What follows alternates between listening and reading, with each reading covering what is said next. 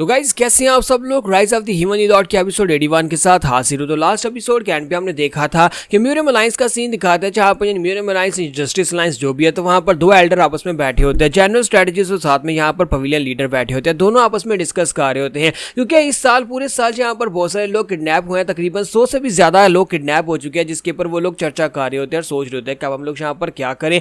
काफी सारे लोग ऐसे हैं जो कि यहाँ पर इस तरह से कर रहे हैं और साथ ही यहाँ पर उन्हें इन्फॉर्मेशन जो होती है वो मर्चेंट गिल्ड से मिली होती है। मर्चेंट गिल्ड के लोगों ने यहाँ पर आकर सब कुछ बताया था। लास्ट टाइम आपको याद होगा कि मर्चेंट गिल्ड के मास्टर जो थे वो तो मर गए थे, लेकिन उनकी बेटी जिंदा बच गई थी और उसने वापस आने के बाद उन्हें 8 बीट बेल के बारे में भी सारी बात बताई और साथ ही उन्हें यहाँ पर ब्लैक कपड़े वाले लोगों के बारे में भी सारी बात बताई है। तो वो लोग वहां पर हिसाब लगा रहे होते हैं कि आज यहाँ पर ब्लैक रोब वाले लोग कौन हो सकते हैं, क्योंकि वहां पर काले कपड़े और साथ में अजीब मार्शल आर्ट्स वाले लोग जो है वो डिमोनिक कल्ट से ही हो सकते हैं। आज से 20 साल पहले डिमोनिक कल्ट के लोगों ने इस दुनिया में जो कुछ भी किया था वो सब कुछ अब दोबारा हो रहा है। तो एल्डर जो होते हैं उसे कहते हैं कि क्या तुम्हें लगता है कि डिमोनिक सेक्टर के लोग वापस आ गए हैं। तो एडवाइजर उसे कहता है कि हाँ, मुझे लगता है कि डिमोनिक कल्ट के लोग वापस आ गए हैं, क्योंकि यहाँ पर सिर्फ और सिर्फ सर्वाइवर इस बात को कंफर्म कर सकते हैं। तो वो लड़की वहीं पर खड़ी होती है और वो उनसे कहते हैं कि जी मैं इस बात को कंफर्म कर सकती हूँ कि वहां पर जितने भी लोग थे वो सारे के सारे जो थे उन्होंने ब्लैक ड्रेसेस पहनी हुई थी। उन्हें मेरे फादर के पास से 8 बीट बेल्ट चाहिए थी और साथ ही वो यहाँ पर सोरिंग ड्रैगन सेक्टर के बारे में बताती है, राइजिंग ड्रैगन सेक्टर के बारे में बताती है कि उन लोगों ने आकर हमारी मदद की थी। वो सभी के सभी लोग तकरीबन 11 लोग थे, उन लोगों ने यहाँ पर राइटियस लोगों के कपड़े पहने हुए थे, उनकी मार्शल आर्ट्स भी बहुत ज्यादा प्योर थी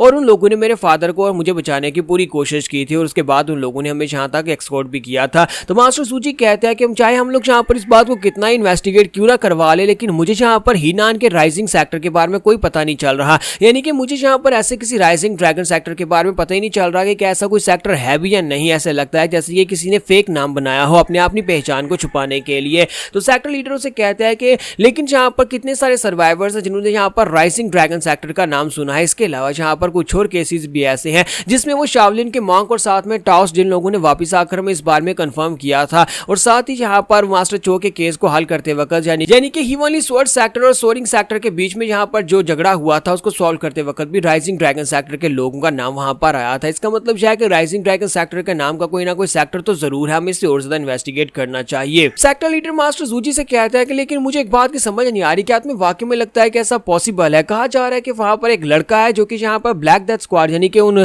डिमोनिक कल्ट के ब्लैक ड्रेस वाले लोगों को भी हरा सकता है और उसने वहां पर उनके एक डिमोनिक जनरल को हराया है। क्या ऐसा पॉसिबल है? क्या तुम्हें लगता है कि एक बच्चा ऐसा कर सकता है? तो मास्टर जूजी वहां पर सोच रहे होते हैं कि ऐसा हो सकता है, क्योंकि अगर यहाँ पर देखा जाए तो आज से 20 साल पहले भी यहाँ पर एक लड़के ने ये सब कुछ किया था, उस वक्त उसने लूनार फेरी को हराया था। तो सेक्टर लीडर उसकी बात सुनने के बाद सोच रहे होते हैं इसका मतलब यह है कि वो यंग लड़का जो भी है उसके पास कुछ ऐसी पावर्स है जिसको हम लोग आगे जाकर यूज कर सकते हैं। यानी कि वो लड़का हमारे लिए एक बहुत ही पावरफुल हथियार बन सकता है डिमोनिक कल्ट के खिलाफ फाइट करने में। साथ ही वो लोग यहाँ पर 20 साल पहले की बात करते हैं कि 20 साल पहले भी तो यहाँ पर इसी तरह एक लड़का अपीयर हुआ था। 20 साल पहले मून स्प्लिटिंग स्वर्ड्समैन जो कि हमारे जोखा के फादर थे वो यहाँ पर अपीयर हुआ डिमोनिक सेक्टर के खिलाफ फाइट में उसने हिस्सा लिया था और डिमोनिक सेक्टर की फाइट को उसने जितवाने में बहुत बड़ी हेल्प की थी। तो सेक्टर लीडर कहता है कि हमारे पास यहाँ पर 4 स्क्वाड थी आज से 20 साल पहले, ruler horse squad, crushing death squad, justice squad और सेलेस्टियल परसुएट स्क्वाड के नाम के हमारे पास 4 स्क्वाड्रन फोर्सेस थी जिनके पास अपने अपने सोल्जर्स थे। लेकिन यहाँ पर हमारी जो जस्टिस स्क्वाड थी कंप्लीटली नाइलेट हो गई। वो अपने पीछे एक लेटर छोड़कर गए थे, उन्होंने कहा था कि उन्हें यहाँ पर कुछ ट्रेसेस मिले हैं डिमोनिक सेक्टर के और वो लोग उनका पीछा करके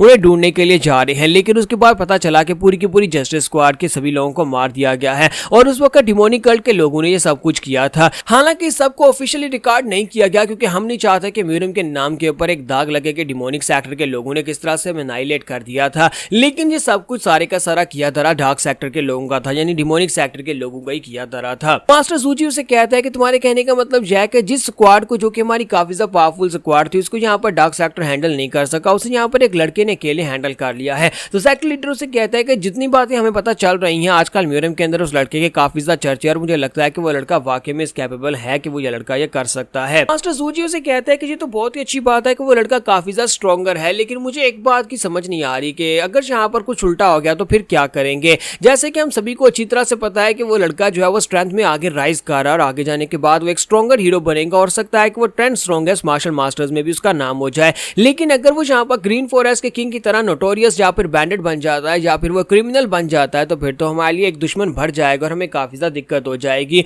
तो सेक्टर मास्टर की बात सुनने के बाद कहते हैं कि हाँ ऐसी पॉसिबिलिटीज भी हैं, अगर वो लड़का यहाँ पर गलत रास्ते के ऊपर चल पड़ता है तो फिर तो हमें यहाँ पर काफी ज्यादा मुश्किल हो जाएगी। हम हम लोग यहाँ पर ज्यादा कुछ कर भी नहीं पाएंगे। और साथ ही वो कहता है कि फिलहाल के लिए मुझे लगता है कि हमें यहाँ पर कुछ ना कुछ करना चाहिए। हम लोग यहाँ पर डिमोनिक सेक्टर के खिलाफ तो कुछ नहीं कर सकते, लेकिन हम लोग उस लड़के के साथ उस लड़के से बात करके बात समझ सकते हैं कि आखिर वो लड़का क्या करना चाहता है। क्या वो लड़का हमारी म्यूरियम अलायंस को ज्वाइन करेगा इस डार्क सेक्टर को हराने में? अगर हम लोग यहाँ पर डिमोनिक सेक्टर से फाइट करना चाहते हो तो हमें यहाँ पर स्ट्रॉन्गर हीरोज की जरूरत पड़ेगी। साथ ही वो लोग यहाँ पर जितने भी लोग मिसिंग हुए हैं उन सभी के बारे में बात करते हैं। तो सेक्टर लीडर उसे कहता है कि आज से 20 साल पहले भी यहाँ पर इस तरह का किलिंग स्प्री चला था, जहाँ पर लोगों को किडनैप किया जाता था और उसके बाद उन लोगों की जाकर बलि दे दी जाती थी ताकि उन्हें डिमोनिक पावर्स मिल सके। तो मुझे लगता है कि ये डिमोनिक सेक्टर के लोग फिर से यहाँ पर इसी वजह से लोगों को किडनैप कर रहे हैं ताकि उन्हें मारकर उनकी बलि दी जा सके और डीमन गार्ड के पास से पावर्स ली जा सके। उनके पास जो अजीब सी मार्शल आर्ट्स और अजीब पावर्स होती है वो सारी की सारी उन्हें वहीं पर से मिलती हैं। क्योंकि आज से 20 साल पहले जब उनकी फाइट हुई थी तो उस वक्त इन लोगों ने एक डिमोनिक मास्टर से पूछा था, उसे मारते वक्त उससे पूछा था कि तुम लोग यहाँ पर इन सभी लोगों की बलि क्यों देते हो, इन सभी लोगों को किडनैप क्यों करते हो?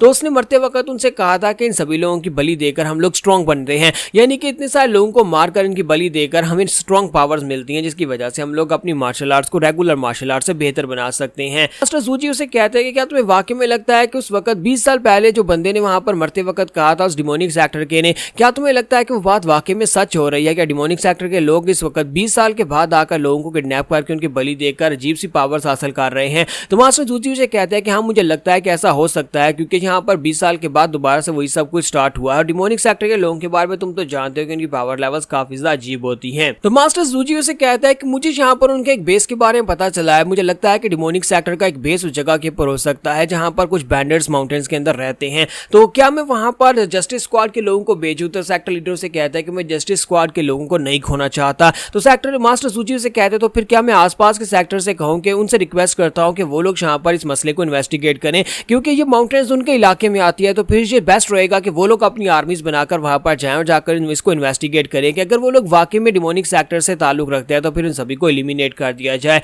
तो मास्टर से कहता है कि हाँ, मुझे लगता है कि यहाँ पर सैक्रिफाइसेस तो देने पड़ेंगे, लोग तो वैसे भी यहाँ पर मरेंगे, फिर हमारे जस्टिस स्क्वाड के मरे, यहाँ पे दूसरे राइटियस सेक्टर्स के मरे, तो फिर ठीक है, मुझे लगता है ये आइडिया काफी ज्यादा अच्छा है। उनसे कहो कि वो अपनी सेक्टर से यानी आसपास के जितने भी सेक्टर्स हैं उन सभी को अपने साथ मिलाकर उन माउंटेन्स के अंदर जाए, वहां पर जाकर चेक करें कि क्या वाकई में वहां पर डिमोनिक सेक्टर के लोग हैं या नहीं। तो इसी के साथ ही वहां पर म्यूरियम के अंदर कबूतर भेज दिए जाते हैं, सभी सेक्टर्स को मैसेजेस भेज दिए जाते हैं जिन जिन सेक्टर्स को इस मिशन का हिस्सा बनाया जाएगा। जबकि सेम टाइम के ऊपर दूसरी तरफ हमें दिखाया जाता है ग्लैक्सी रिवर बैंक के करीब, जहां पर उन्हें लगता है कि माउंटेन्स का अपना एक सीक्रेटिव बेस हो सकता है। तो वहां पर वाकई में एक पवेलियन होती है और इसी पवेलियन के अंदर ये डीमन जनरल होता है, यानी कि जहां पर डिमोनिक 12 जनरल्स में से एक डीमन जनरल बैठा होता है, ग्रैंड डीमन जनरल। बाकी के सभी लोग उसके सामने घुटने टेक कर बैठे होते हैं। तो उसका एक साथी उसे कहता है कि मुझे लगता है कि एक दूसरा डिमोनिक सोल्जर है जो कि यहाँ पर 8 बीट बेल्स को बड़ी तेजी के साथ ढूंढ रहा है। वो ज्यादा से ज्यादा 8 बीट बेल्स को ढूंढकर साथ ह्यूमन सैक्रिफाइसेस देकर अपने आप को स्ट्रॉन्गर बनाकर शक्तियां हासिल कर आपकी पोजीशन के से आगे बढ़ना चाहता है। वो एक ग्रैंड डीमन जनरल बनना चाहता है। तो उसके ग्रैंड डीमन जनरल उसे कहते हैं कि वो एक बेवकूफ इंसान है। क्या उसे लगता है कि यहाँ पर 8 बीट बेल्ट और साथ में यहाँ पर हंड्रेड्स लोगों की बलि देकर वो यहाँ पर एक ग्रैंड डीमन जनरल बन जाएगा? एक ग्रैंड डीमन जनरल बनना इतना भी आसान नहीं है। तो ये जो ग्रैंड डीमन जनरल होता है इसका नाम स्वॉर्ड डीमन होता है और ये यहाँ पर अपनी बेस बनाकर बैठा हुआ है। इसे फिलहाल के लिए इस बात का आइडिया नहीं है कि जस्टिस लीग के लोग यहाँ पर उसकी तरफ आगे बढ़ रहे हैं उसे पकड़ने के लिए। तो यहाँ पर हमारी एपिसोड 81 का एंड होगा। नेक्स्ट एपिसोड में देखेंगे दूसरी तरफ हमारा जोखा क्या कर रहा है।